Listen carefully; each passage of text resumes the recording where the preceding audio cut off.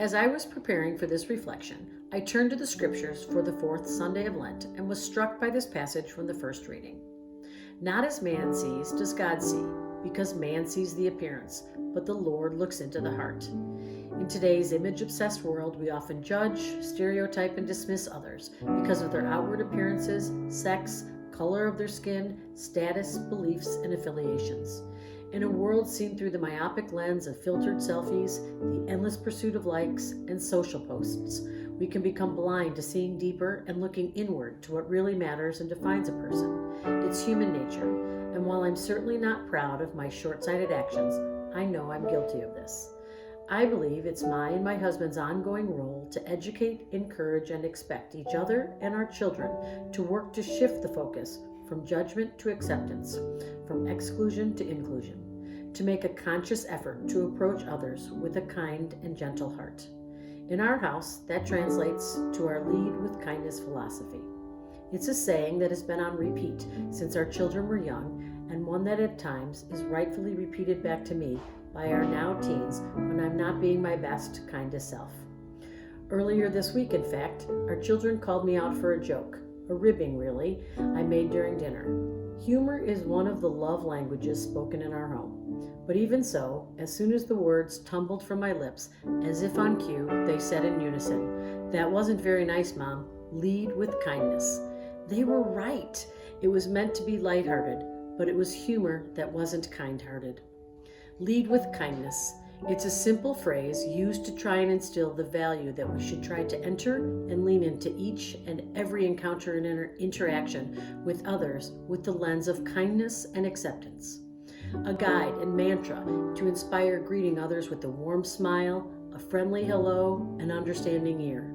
To encourage reaching out to those that are excluded or on the periphery. To spur the use of kind words and thoughtful gestures. To aim to make a human connection with all of those on our daily path so they feel seen, respected, and valued.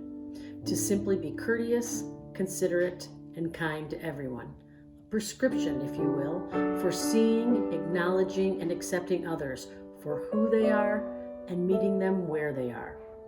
There is a transforming power of kind actions and kind words that drives meaningful and nourishing human connection. Kindness is contagious. Can you tell I'm a firm believer in the power of kindness?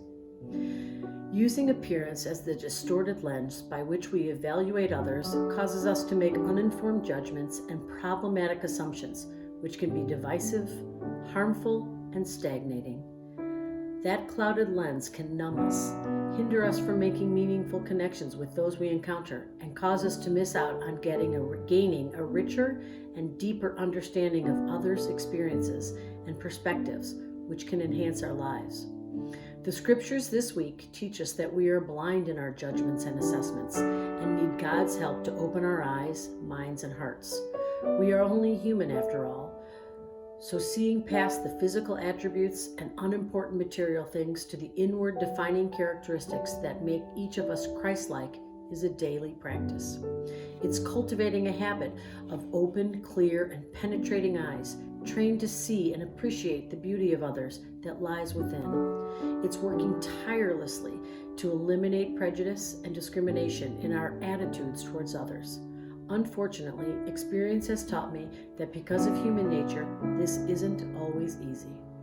I've learned I need God's grace as I continue to work to become the person He is calling me to be. Lent can be a time to refocus and adjust our vision to God's way of seeing others with His loving and accepting eyes, choosing to recognize and celebrate the goodness, beauty, and uniqueness in each of us, all made in God's image. A time for choosing kindness. My prayer for Lent is that God guides me to put our family Lead with Kindness motto into action each and every day, and I ask God and those I may hurt by my actions for forgiveness when I fail to do so. My hope is that each of us can harness our inner superhero power of seeing through appearances and peering into others' hearts to recognize and acknowledge the wonderful gift each of us is in this world.